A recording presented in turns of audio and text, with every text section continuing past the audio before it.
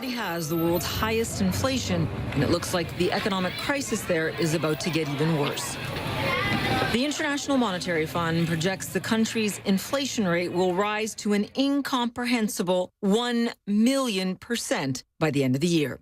Venezuela's GDP is also projected to fall by 18%, making it Venezuela's third straight year of a double-digit decline. Many ordinary Venezuelans are barely getting by. The cost of food and medicine has risen so dramatically, many are forced to choose between them.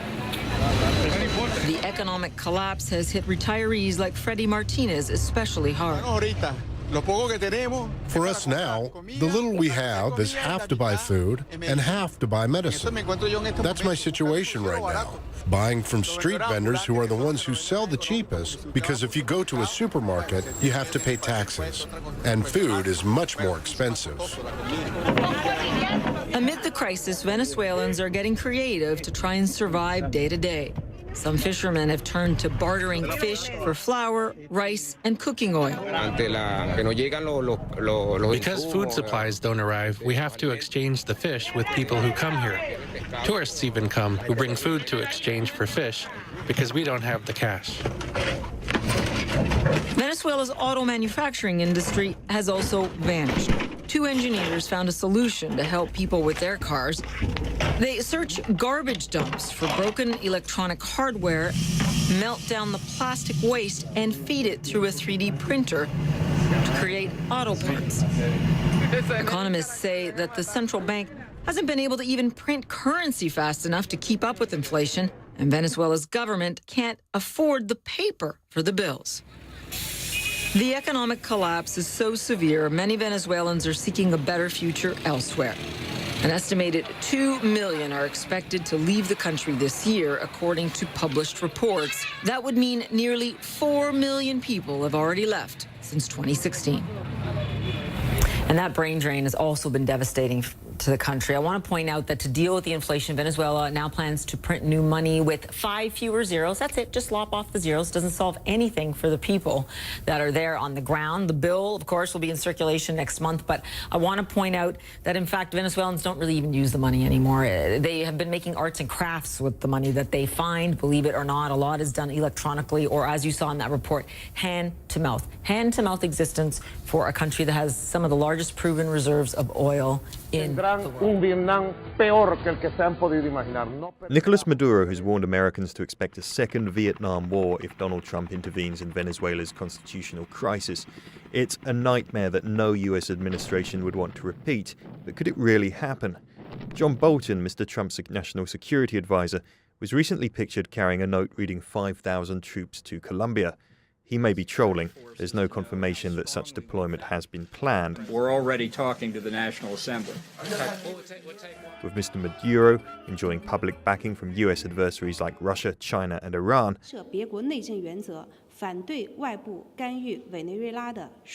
Mr. Trump's hawkish White House might decide there is sufficient threat to US interests to warrant intervention. All options are on the table.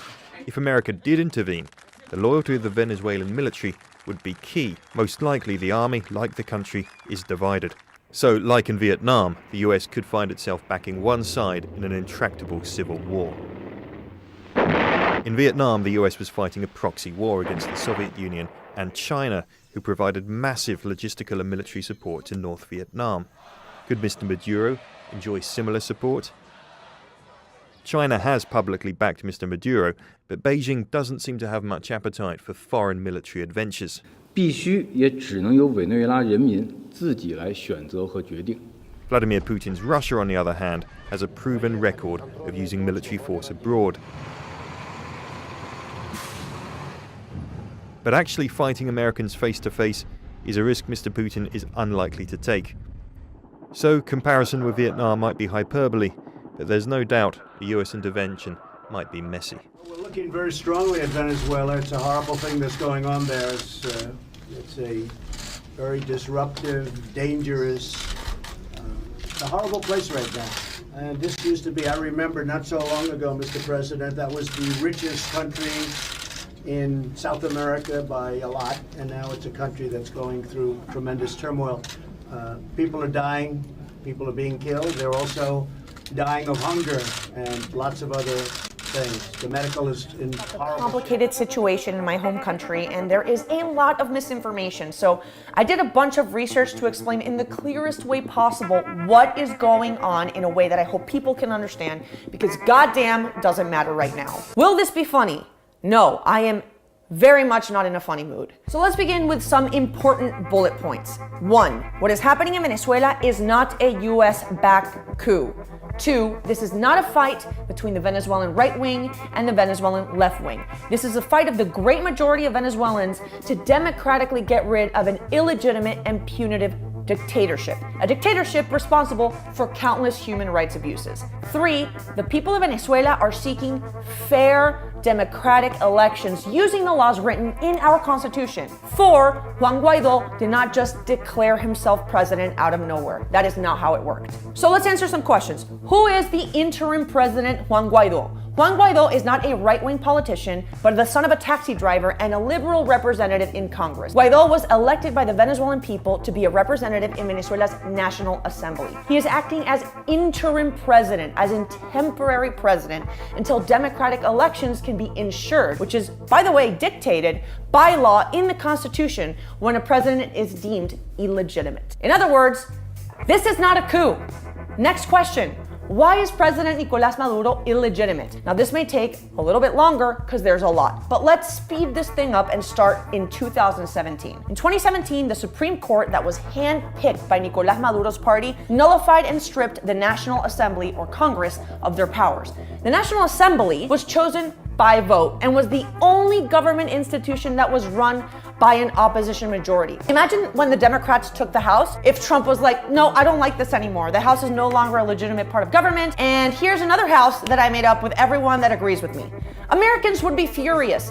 So too are Venezuelans. Venezuela erupted in protests. Hundreds of protesters, most of them teenagers, were detained, some of whom were tortured and murdered. Meanwhile, despite these protests, Maduro made his own Congress that he could control, just like that. Fast forward to May 20th, 2018, where this illegitimate Congress calls for presidential elections. Now, during these elections, the most popular opposition candidates are either jailed, exiled, or banned from running. In other words, there is no legitimate way for the opposition to run. So these sham presidential elections are held anyway by Maduro's government, where only 20% of the population voted. However, a lot of the 20% were public employees who were intimidated into voting by threats from the government. These were called illegitimate elections, not just by the Venezuelan people, but by the international community. Everyone was on board saying, yeah, this shit's f***ed up, and if it's anything, it's definitely undemocratic. Now, if you're wondering how the Venezuelan people truly feel about this, here are some statistics. According to recent polls, over 80% of Venezuelans disapprove of Maduro's government because there is a lot to disapprove of. Maduro took the minimum wage from $350 a month to $7 a month. Meanwhile, inflation hit 1.7 million% in 2018, with the IMF projecting 10 million% in 2019. So the daily minimum wage can't buy 2 eggs. According to UN projections, over 5 million people have left the country, causing a refugee crisis of Syrian proportions. That's more than 10% of the Venezuelan population. There is such a shortage of medical supplies that people are dying from previously eradicated diseases like polio because there aren't any vaccines. The economy is a disaster in a country that sits on the world's largest oil reserves. So where's all this money going? People in Maduro's government. Venezuela is the top 10 most corrupt country in the world, according to the Corruption's Perception Index. The media in Venezuela who should be reporting on this shit is censored, and dissidents are jailed. Over 5,000 people since 2014 have been detained for speaking out against the government. And just since last week, when Guaido was elected, 791 people have been jailed. So what is happening now? Interim President Juan Guaido has been backed by the international community. Yes, this includes the United States, but do you know who else backs Juan Guaido that isn't Trump? Argentina, Brazil, Colombia, Costa Rica, Ecuador, Germany, the Socialist Party that runs Albania, Canada's progressive prince Justin Trudeau, Australia, Paraguay, Peru, the government run by the Socialist Party of Spain, whose president said what is going on in Venezuela is the opposite of socialism. The list goes on. So that was a lot of information.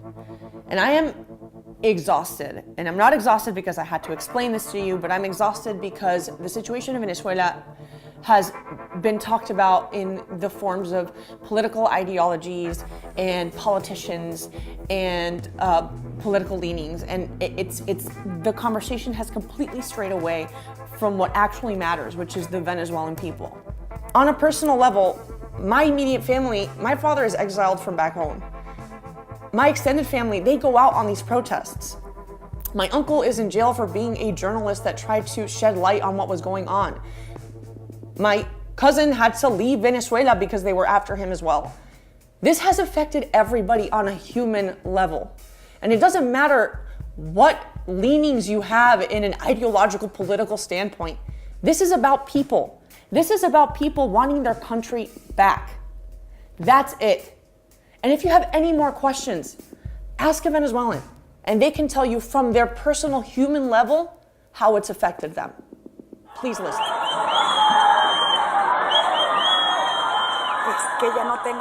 Hola, I'm Mike Pence, the Vice President of the United States. And on behalf of President Donald Trump and all the American people, let me express the unwavering support of the United States as you, the people of Venezuela, raise your voices in a call for freedom. Nicolas Maduro is a dictator with no legitimate claim to power. Al canciller de la República que iniciemos una revisión total, absoluta de las relaciones con el gobierno de los Estados Unidos de Norteamérica y en las próximas horas tomemos decisiones de carácter político, diplomático, en defensa de la soberanía nacional, en defensa de la Constitución, en defensa de la democracia venezolana.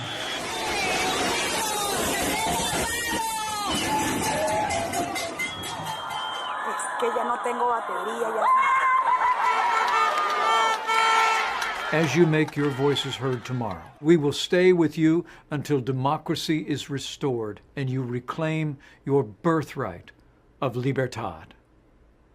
Muchas gracias y vayan contigo.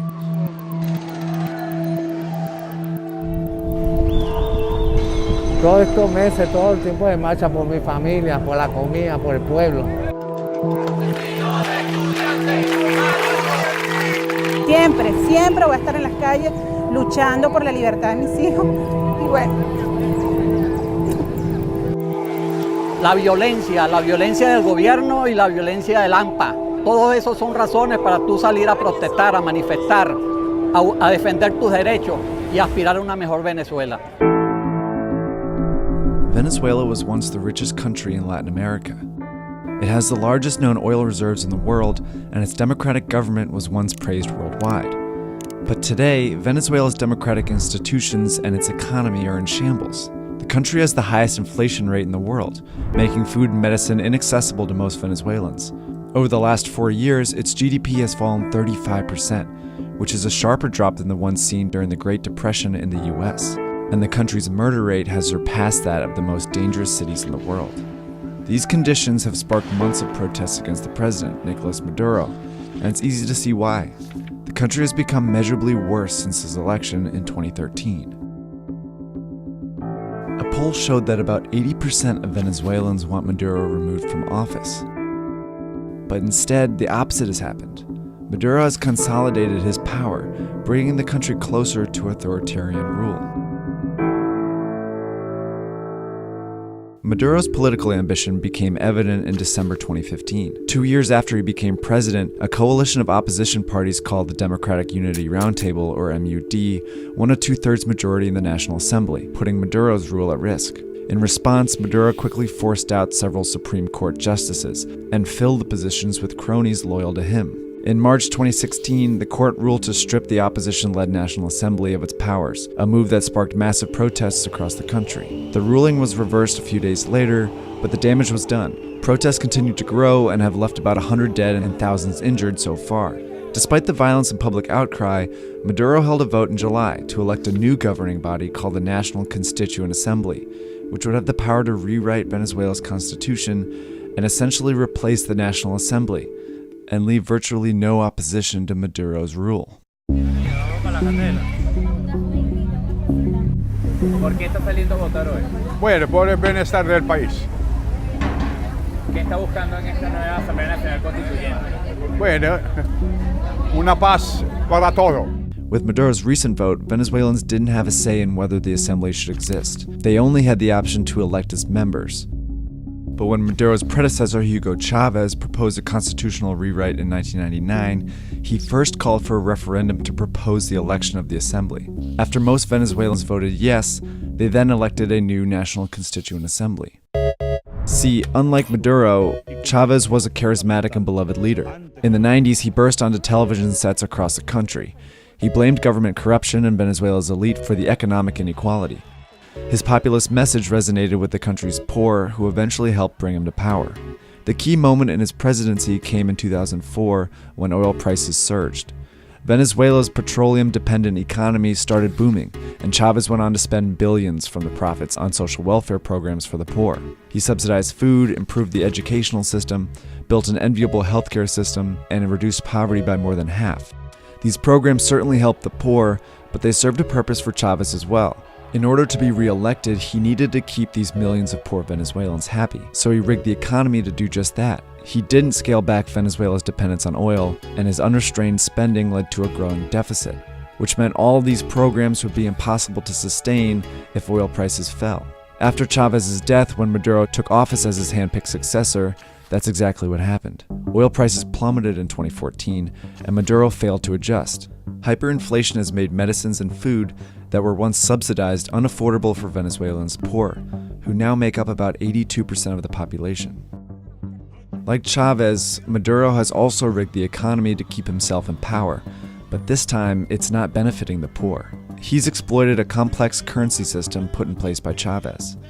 Maduro set the official exchange rate at 10 bolívares per US dollar, but only his friends and allies have access to this rate. In reality, the Venezuelan currency has become basically worthless. Most Venezuelans get their dollars on the black market, where the rate is about 12,000 bolívares per dollar. The military, which got complete control of the food supply from Maduro in 2016, is reportedly profiting off this currency crisis. They import food at Maduro's special currency rate and sell it on the black market for a massive profit. So for military generals and political allies of Maduro, the crisis has offered a lucrative opportunity which has helped Maduro stay in power. But he can't rely on that support alone. Which brings us back to Maduro's recent power grab. The opposition boycotted the vote, but Maduro held the vote for a new constitutional assembly anyway, and won a majority. Protests on the streets of Venezuela turning deadly after President Nicolas Maduro declares victory. The violence on Sunday, very real. The bomb went off near some motorcycle police, wounding several. Election day clashes between protesters and police claiming at least 10 more lives. At least one candidate has been murdered, shot to death. La elección de la Asamblea Nacional Constituyente es un fraude abierto, el mundo lo ve, lo ha visto, está claro, todos están claros de lo que sucedió. Ahora, lo que hay que seguir es seguir buscando la libertad, porque nosotros vivimos en libertad y sabemos lo que es eso. Para allá vamos a ir. Lo que sucedió ayer fue el más grande fraude que se haya cometido en cualquier elección nacional. Era un fraude cantado, ya se sabía que iba a ser una elección con poca asistencia, pero con una gran participación forjada por el gobierno. Maduro's government is trying to create the illusion of public support. The government claimed about 8 million people, or 40% of the country, voted, but experts put that number much lower, at just 3 million people. The international community, including Peru, Canada, Spain, Mexico, and Argentina, condemned the election. The US imposed financial sanctions on Maduro and members of his government. But Maduro's assembly, filled with loyalists, convened anyway, and it swiftly removed Attorney General Luis Ortega, leader of the opposition. Armed groups reportedly arrested several other opposition leaders too. Whether the group will rewrite the constitution or postpone the next presidential election remains to be seen. For now, Maduro has unprecedented power over a country that continues to spiral out of control. Esto está cada día peor, mi querido. Si este hombre no se va, aquí Venezuela, bueno, ya. Una guerra aquí. Aquí lo que hay es guerra, una guerra.